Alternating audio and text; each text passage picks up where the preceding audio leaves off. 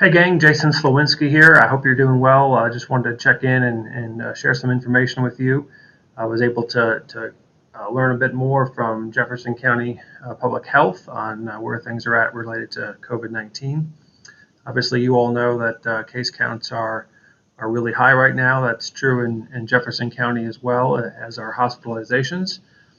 Um, there is some evidence that we may be at a peak, but nevertheless, they do expect the next couple of weeks are going to be pretty difficult here um, in the short term. In the long term, once we get through the holiday season, I think um, there is hope that we're on the other side of this pandemic. And I'm going to hold out that hope as well because I know, like you, I'm sure um, I'm tired of living in the COVID-19 world. Nevertheless, there is some good news on the horizon, and that is vaccinations are starting to be planned for distribution, and we do expect that to happen here in Jefferson County in the next couple of weeks. Next couple of weeks, not months, weeks. So I expect that in short order, some of the vaccinations that are now being approved will be ready for um, individuals to begin taking. There is a tier structure that they're putting in place as to who qualifies first. Obviously, healthcare workers, people who manage and work in ICUs and ERs and deal with COVID patients and other medical professionals will all be in that first tier group. And just under that, it is my understanding that then public safety personnel and other critical local government frontline people will be in that queue as well.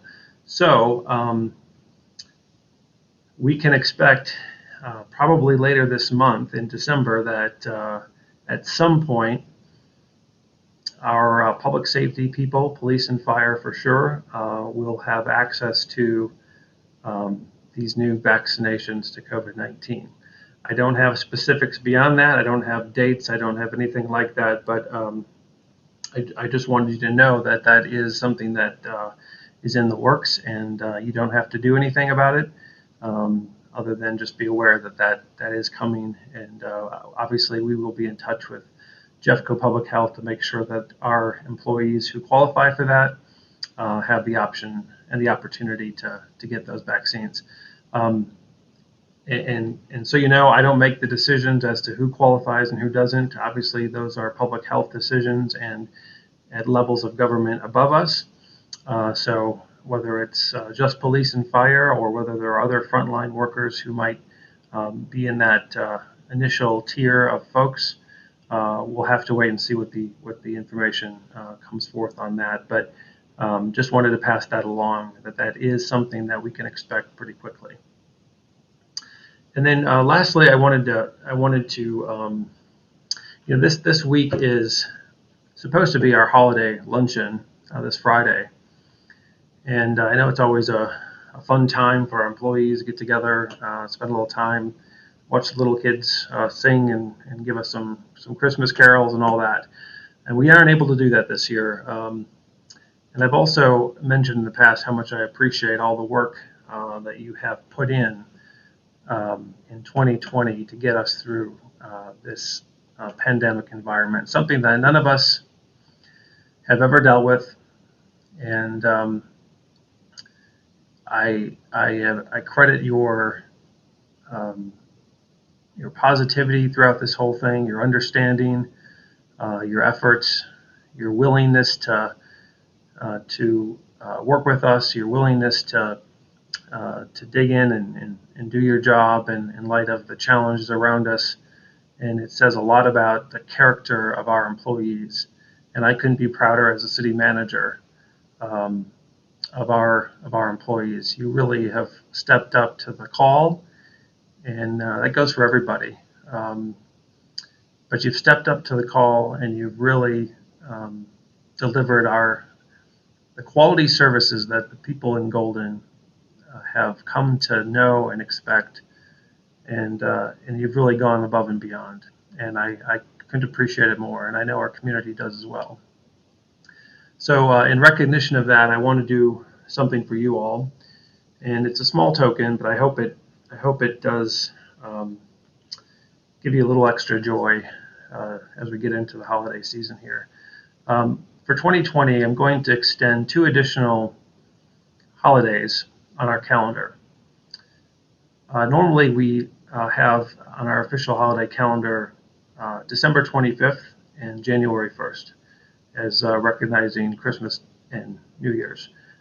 This year, I'd like to add to that and also recognize as holidays December 24th, which is a Thursday, and December 31st, which is also a Thursday. And that will give give employees a little bit extra time to, as we close out this year with their families, and be able to spend it with those you care about. I recognize that we are a 24/7, 365 operation, and so there will be some of us that are asked to continue to work our shifts and do what we do. But these 2 holidays will be treated like any others, and those who are required to work on those days will get the time as well to utilize. I also recognize that there are some people in this organization, I won't mention any names, Bill Kilpatrick, excuse me, that wait until the very end of the year to use all their time, and they have it planned out such that they may have already planned to take time off on both December 24th and December 31st and utilize their paid time off accruals. And in recognition of that, and I understand that clearly happens, and the aforementioned is not the only one.